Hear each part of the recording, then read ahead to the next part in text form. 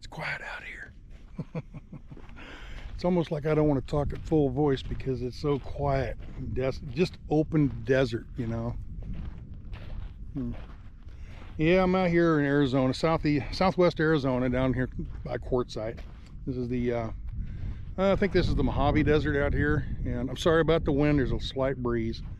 But anyway, there's a, out here in the Mojave Desert and everything, and you just kind of try to take yourself back. I mean, I wanted to get out here away from everybody, away from the town and all that. I'm just kind of out here in the middle of the desert, walking around, just to get an idea what it would have been like 100, 200 years ago out here, you know.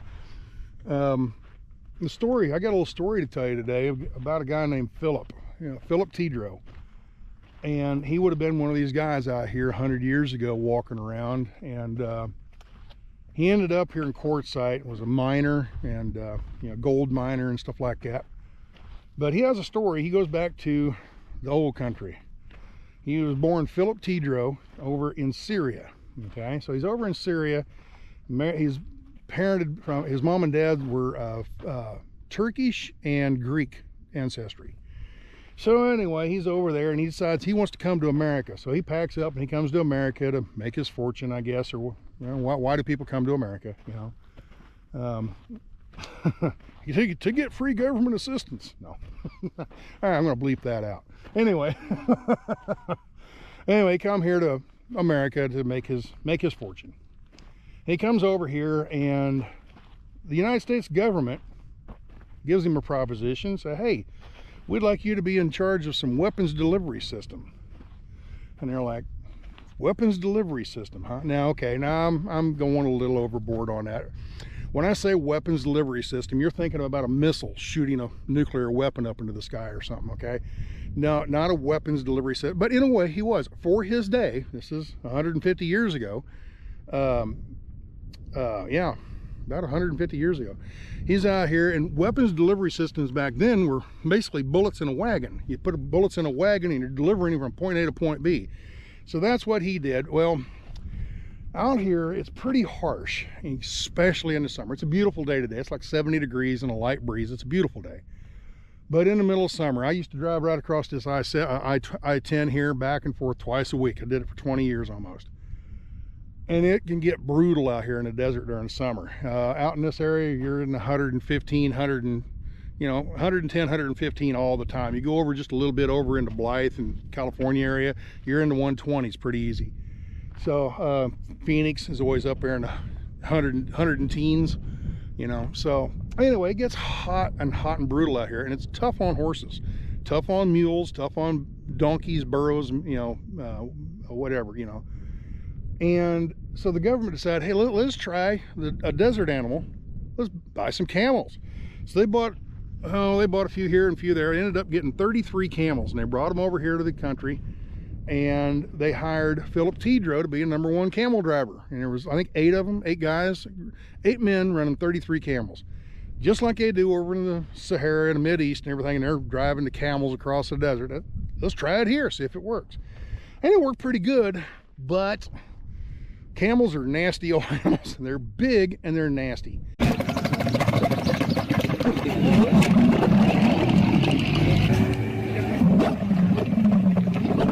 And the horses and the mules and the donkeys were afraid of them. They're constantly being spooked and stuff. So they tried it for a while, and then what really killed it was the Civil War, American Civil War, and they didn't want to spend money on things like that. We need to fight the war back in the East. So funding, it got defunded and everything, and then they ended up selling the camels. And Philip, I almost gave it away, didn't I? Philip Tedro,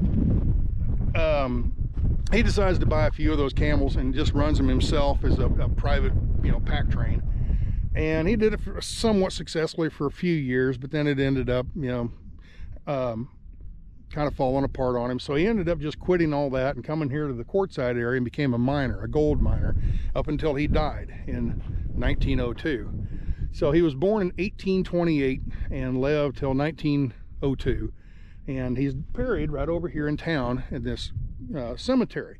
Now you walk up to the cemetery and you look at his his gravestone and everything, it doesn't say Philip Tedro, it says Haji Ali. Well, all right, that's why I've been kind of skirting around his name and everything. Here he's known as Haji Ali. Okay, Haji Ali, Haji Ali, Philip Tedro, all the same guy. Okay, what happened was when he was a younger man, he was still over in the Mid East. He went to Mecca and converted to Islam. He was born to Christian Arab parents. Okay, but he converted to Islam, just like Cassius Clay changed his name to Muhammad Ali. Philip Tedro changed his name to Haji Ali. Okay, he comes over here to America, and of course, you know, Americans, hey, damn Americans are out here, and I can't pronounce that Haji Ali, what's his name, you know. So they ended up starting to call him Haji Ali. Well, it's not too far, really. Think about it. Let's do a little metamorphosis here. Okay, Haji Ali, Haji Ali, Haji Ali, Haji Ali, Haji Ali. Get the idea? So they twisted his name around and started calling him Haji Ali. Okay, so that was his name while he was doing all this, running back and forth for the government and everything. I guess later in his later years, when he was sitting here in courtside, he kind of went back to the Philip Tedro name, a little bit more of an Americanized name. So anyway, it sounds a little bit more American. So that's the story of Philip Tedro and the camel trains and the Southwest. I don't know if I can put this music on here, but if I can, I will. Okay, and it's a song. They, back in the 1950s, they made a movie called Southwest Passage, and that movie was about these camel trains that went across here. And I don't know if they actually call him by name, Philip Tedro or Haji Ali, but anyway, he was one of the camel. That movie was about it. Anyway, in the movie, there's a song in the movie, and it's sung by the New Christie Minstrels or something like that, and it's one of those, you know, folk song kind of sounding thing, but it goes something like this: hi jolly, hey jolly, 20 miles today jolly, 20 more before the morning light. Hi jolly, hey jolly, 20 miles today, by golly, 20 more before the morning light. Hi jolly, hey, I gotta be on my way, I told the gal I'd be on Sunday night. That's the story about Philip Tedro, Haji Ali, and Haji Ali. So, and he's kind of a big thing around here in Quartzsite. Everybody kind of knows about him. He's like the town mascot or something, almost. And you know, all around town you see all these camels, you know, every sculpture of camels, this metal, you know, take all this scrap iron metal and put it all together and make a camel figurine kind of thing, you know. They got all kinds of stuff like that, and it's on like the city of Quartzsite. I think it's probably on some of their you know, what do you call it, stationery and things like that. But just camel, they're known for having camels around here. And actually, somebody told me in town there's a place a guy's got a camel, and you can get on it and walk around. It's like one of those little kiddie rides, you know. But you can get on it, you can actually ride a real camel here in town. So anyway, for years I thought Haji Ali was the actual camel. I thought Haji Ali was a camel that got loose and, you know, whatever, and was kind of a myth or something. And come to find out, no, Haji Ali is not the camel. Haji Ali is the man that drove the camels. So, all right, well, with that, I'm out here in the middle of the desert making a bunch of noise. Like I said, it's quiet out here.